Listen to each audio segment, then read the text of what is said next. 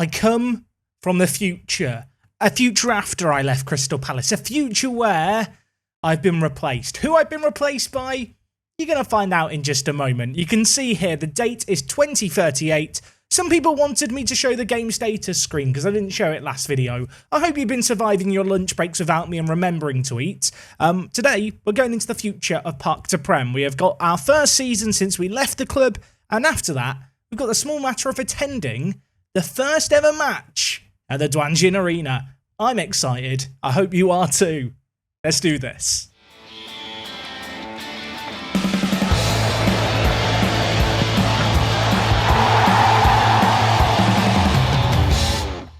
So yes, folks, here we are 1 year in the future. We are at the end of the 2038 season. And as I alluded to, I did have a quick peek at Crystal Palace already. I peeked at my Christmas present, okay? I can only hold up my hands and apologise, but I should not be the one apologising because here's the Premier League table, just 1 year after I've left. And after, well, a period of dominance under my stewardship, Crystal Palace have finished second behind Man City, managed by Mikel Arteta. Now, of course, this isn't a video where we're talking about Man City. We're here to look at what's happened since I left the club here at Crystal Palace. As I already mentioned, Thomas Tuchel has come in to be manager. 64 years old, so a little bit of a dinosaur. I hope he doesn't mind me saying that. If we look at his career stats, of course, he achieved very little as a player. As a manager, he's had a little bit of success. I say that. He's won the Community Shield and the UEFA Super Cup since I left Crystal Palace. 2 competitions I basically got them to. Can he take credit for those? That doesn't feel right, does it? Now, just to look at Tuchel's career a little bit, for those who are curious, he left Chelsea at the end of the 2023 season and went on to manage Manchester City, where he did actually win the Premier League with them. He did enter the Hall of Fame, and off the back of that, he had moves to Juventus, to Newcastle, a period of success at Bayern Munich, and then not long later, went to Real Madrid, where, of course, we clashed heads against him on a number of occasions in 2 Champions League finals and a Club World Cup. Well, we would have played him in, but they bottled it against Barcelona. But bottom line is, he's been a relatively successful manager. So going to Crystal Palace, I had very, very high hopes for them. And if we look at the league position table here, you can see they have been consistently at the top of the table. But unfortunately, they finished behind Man City. And if we just compare this season, where they got 79 points, to when I left, and they got 101 points, a little bit of a decline. Now, when I left Crystal Palace, I actually left him with a little bit of money as well. So you might be wondering, naturally, did he spend it? He did. I'm not impressed by the players he spent it on. I will say, first and foremost, a few of these were players that I had already agreed to sign for the club, like Nate Armstrong here, the American winger. Also, for some reason, all the panels have reset. Let's get this all set up correctly, because otherwise I'm going to be very confused. I think some of you guys are going to be confused. I need my polygon. I'm a simple man. I need my polygon. So there was Nate Armstrong. There was also this guy who, Brikic. I don't know. Bosnian international at 18. I thought he looked like a good parting gift. And the last of the 3 players that I signed, well, for the future, was Balesta, who is absolutely amazing at 18 years old. Top quality player, amazing. Probably the best centre-back under the age of 20 in the world. Dare I say. That might be a little bit of a bold claim, but nevertheless, I left him with some good players. So naturally, who did he sign? Well, I'll tell you who he signed. He signed Yunus Musa, aged 35. I don't really get it. He signed him and he started 1 Premier League game this season. Tuchel also signed Charlot here for £33 million, 24 years old. He started, well, 2 Premier League games this year and 2 appearances off the bench. 33 million on this. Questionable? I think questionable. And the last of the players he signed for £48 million, Luis Fernando. Now, to be fair, at least in Luis Fernando's case, he did actually play some matches for them. 22 games, largely playing at centre-back, though, which was 7 jumping reach. You'd assume means they played a 3 at the back or something. But I went and had a look. They didn't play a 3 at the back. They played a 4-1-4-1 for most of this year. And I mean, look how they've massacred my boy. Gorojaga has been playing out on the left-hand side of midfield, despite the fact he's right-footed. Carlier and Horniak have played at centre-mid. Zandbergen's played out on the right, and to be fair, he's got double figures for goals and assists, so he's done rather well. And, well, at defensive mid, they've got Fontana, and then Peña and Tulio at the back. You might be wondering, has Tulio not played much because of the new signing of Fernando? Kind of. 29 games played, a 7.18 rating. I'll tell you what, if he was getting Marcus Tullio a 1 point something rating, I'd be more upset with Marcus than I would be Tuchel. But yeah, 0 goals scored. That is the first time since his debut season for us that he's not scored in the league all year long. So, not happy. If we just have a little look at an overview of the squad, you can see here Sergio Lopez leading the way with 22 goals. Heinz Winter then with 18. Zambergen with 15. Horniak with 12. And then De Silva also popping in with 12. Now, to be fair to him, it does actually look like he's rotated the team quite a lot over the course this year. Pena playing for the most part at centre-back. Leonardo has settled down as the #1 goalkeeper, so yeah, sorry to the Kayondo fan club. You're still going to be waiting a while for your Ugandan goalkeeper to get regular minutes in goal. And in fact, looking at things here, he apparently came off the bench 11 times as a goalkeeper. What is happening here? Now, top performers for the year were Zamberg and Horniak, and then interesting to see Nicholas Lozano creeping in here. Now, I think Nicholas Lozano's very, very good. Like, I had quite high hopes for him anyway, but we kept just loaning him out.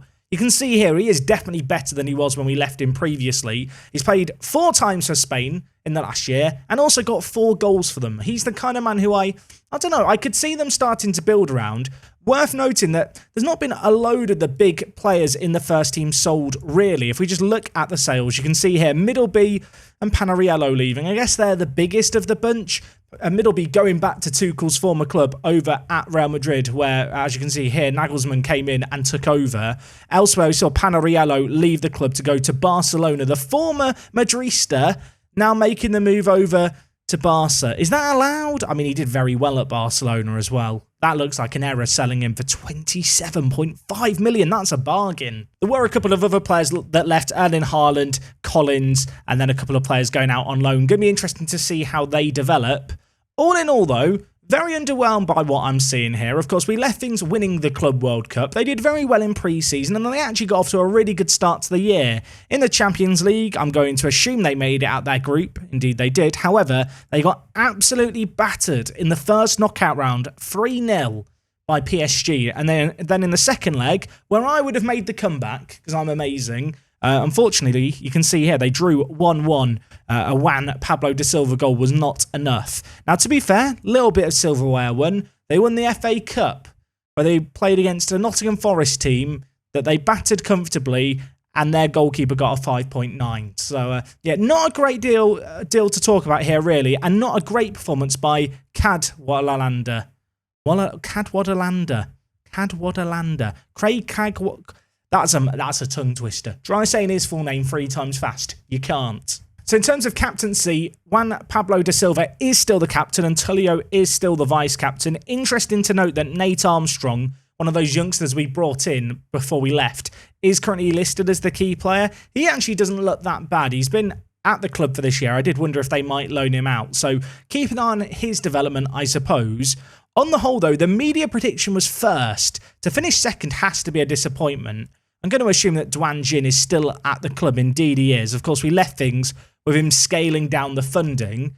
Looks, at least on the face of it, like that has happened. The net spend for the summer was £10 million in the end, which when you consider we left things with, I think, over £100 million in transfer budget, Tuchel could have spent some more if he wanted to, but the squad was already a little bit large, so maybe he struggled to bring in players and also move some players on. Of course, just as a little reminder, we gave lots and lots of players some very big wages. And actually, looking at things here, it looks like Zambergen has just signed a new deal at some point in the last year to become the highest earner at the club. £375,000 a week. That's a lot of money, isn't it? Now, of course, if we just look at the facilities here, you can see they are due to move into the Duan Jin Arena at the end of this month. In fact, in 10 days' time. Now, we are going to come back for their first league game in charge. A little bit behind the curtain here. I've already simulated 50 years into the future, but I made a save point before the first game. So this game that we're going to go and watch isn't officially canon, but I did think it'd be interesting to look at what Tuchel did with transfers in his first full summer in charge, and also just check out how the team play without us. What their new stadium looks like, how Duan Jin's doing. I feel like whenever, an old manager turns up in the ground, there's that round of applause, the cameras find them in the stand. It's that moment for me. Let me have my moment. So yeah, we're going to go forward to that. And that is going to be coming your way just over 2 months' time.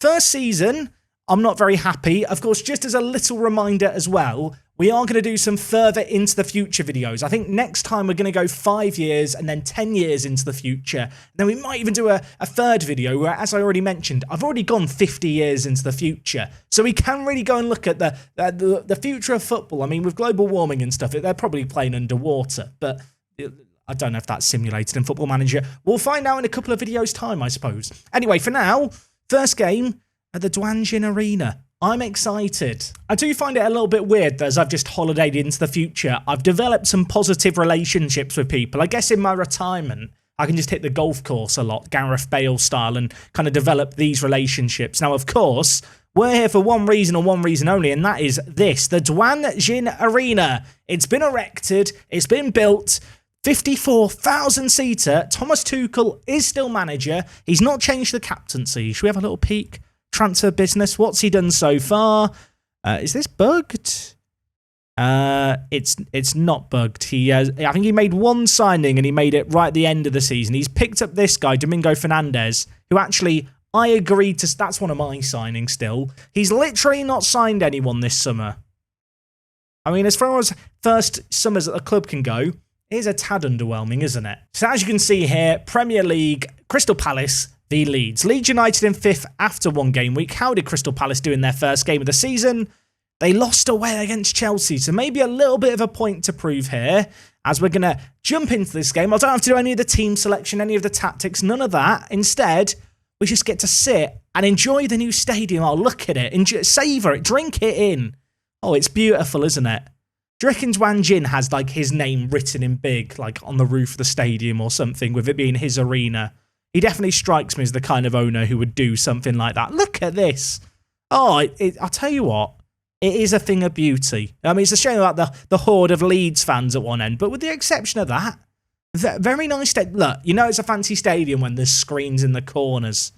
That's all I'm going to say. There's a screen in every corner by the looks of things. 4 screens. It's a bit few more than Selhurst Park, isn't it? Oh, I'm lost for words. I'm flubbing words. Right, let's hit the kickoff button. Oh, look at the players coming out. I do want to pause things right away and have a look at what they're doing.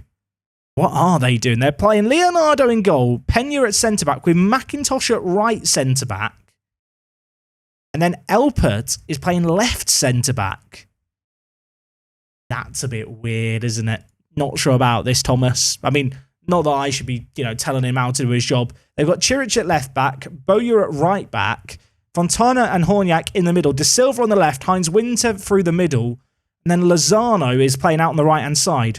Who have they got? I'm curious now. Who have they got on the bench then? If we just have a quick look. Kayondo's on the bench. Zambergen has been benched. George, I'm not happy with what I'm seeing here. Carlier, Gorajaka, and then Yunus Musa, one of his signings, just tacked along the bottom. By the way, Kayondo gets a spot on the bench under Tuchel. Never play a goalkeeper on the bench, me. So, yeah, it's all change here. I really do want to see Crystal Palace do well, as much as I'm kind of being bitter about what the hell is they're playing. I mean, I can see why they finished second last year, put it that way. I would actually quite like to see them do okay. I do feel uncomfortable by the idea of Elpert playing left centre-back. I'm assuming that Tullio is injured. Otherwise, I mean, it makes no sense. Solanez is through, by the way, for Leeds. If he scores... I mean, at one point do I, rip off my coat, reveal that I'm wearing my manager outfit underneath and just stand on the sideline and re-guide the players? 6 minutes into this and Leeds have taken the lead.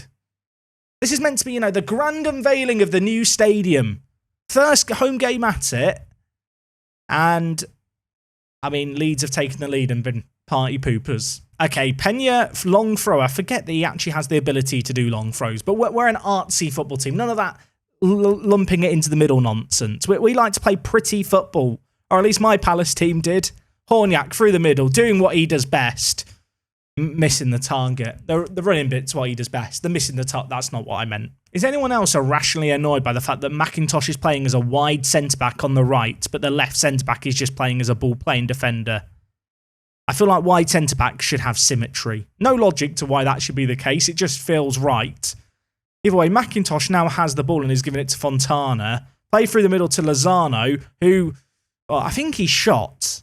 And he probably shouldn't have shot. Horniak with a corner on the far side. I have to say, just on Lozano, as Winter, does he score? I mean, Lozano's just scored. I was just about to talk about you, mate. Perfect timing. Lozano is definitely one of the what-if players, I feel like. Because I feel like if I'd stayed at the club a few more years, he would have been the man who I would have kept around a lot more. He's the kind of player who I would have really looked to, I don't know, bring in, I think, for Zambergen and look to get that swap going because he does look really, really good. I do feel like in Football Manager, you have players who kind of develop through their early to mid-20s this year, whereas a few years ago, that didn't really happen to the same degree it does now. And Lozano does just look like a bit of a weapon out on the right-hand side. I mean, we've seen it in this game. It wasn't a pretty goal, but he's showing what he's capable of. Leeds looking to make something happen. Pena wins the header. Horniak to Lozano. I've bigged you up, Lozano. You better do some nice stuff. De Silva played through. I'll tell you what, that is a lovely, lovely goal. And whilst, you know what, I don't necessarily like the idea of Lopez not starting, I do quite like the fact that Heinz Winter is leading the line for the team. Because I feel like he proved himself in many Champions League finals. That he could be that big game player. And given his age, given the fact he's homegrown at club, he's one of those players who I hope when we do the look into the future in the next few videos really has been built around. You know, someone who's here at the club until he's like 37 or something. Horniak, free kick, whipped in, Music heading it away. He got the note right on that one. And it's away from danger. That was meant to be a play on words. It was absolutely horrific. We move on. As, Leeds look to play the ball forward. Elpert reads it. Chiric. Where are we going, Chiric? To Elpert, to Fontana. Chiric with the ball now. The left back. To De Silva. Options inside. Fontana is one of them. I mean, this is quite nice. You know what? The three at the back does produce some nice football. Of course, we played a three at the back with the Newcastle save we did earlier on in the year, so I feel like I'm well versed in this kind of system, but it is actually resulting in some really nice movement as Lozano cuts in, gives it to Winter, both fullbacks on either side looking for the overlaps. Bowyer, one of those players who's going to try and beat his man. Can he get to the byline and get the ball in? He can. I'll tell you what, that is a cracking ball. And Juan Pablo de Silva, I'm not sure if that was a pass or a shot. He's not really the kind of player to pass there. He's ended up at Lozano's feet and he's made it 3-1. At the break, 3-1 Crystal Palace. They've played well. You know what? At 6 minutes in when they conceded, had my doubts. I've been made to eat my words so far. Just going to pause it here. Is anyone else annoyed about the fact I've got the Crystal Palace formation here, but the Crystal Palace stats here, and the Leeds formation here, and the stats here, and they're not lined up? Is that bothering anyone else? I say anyone else. It's not bothering me. Get over it. I'm not changing it. I'm too lazy. Not been a whole lot happening in this second half, but Bowyer, with his headband, bringing it forward. They've got Bowyer and Pena with headbands. And David Lind's on the pitch. One of my favourites, David Lind. I don't know how much I've mentioned that, but he is one of my favourites. Elsewhere, they've moved Fontana into centre-back, and actually, they subbed off Elpert, which was a puzzling selection anyway, because he can't even play centre-back. I don't know if I like Fontana playing at the heart of the defence. He's like the most well-rounded, technically gifted centre-mid at the club. Playing him at centre-back is a bit of a crime, really. I mean, we'll see if it costs them. 5 minutes left. He's got to do some defending, Fontana, and well, he wasn't really there. Leonardo, not for the first time in this game, making a save, although was offside on that occasion. Now, I kind of wish, as the full-time whistle goes, there was some kind of feature in Football Manager that meant that I could go into the changing room and give the players a team talk, because you know what? They actually played okay.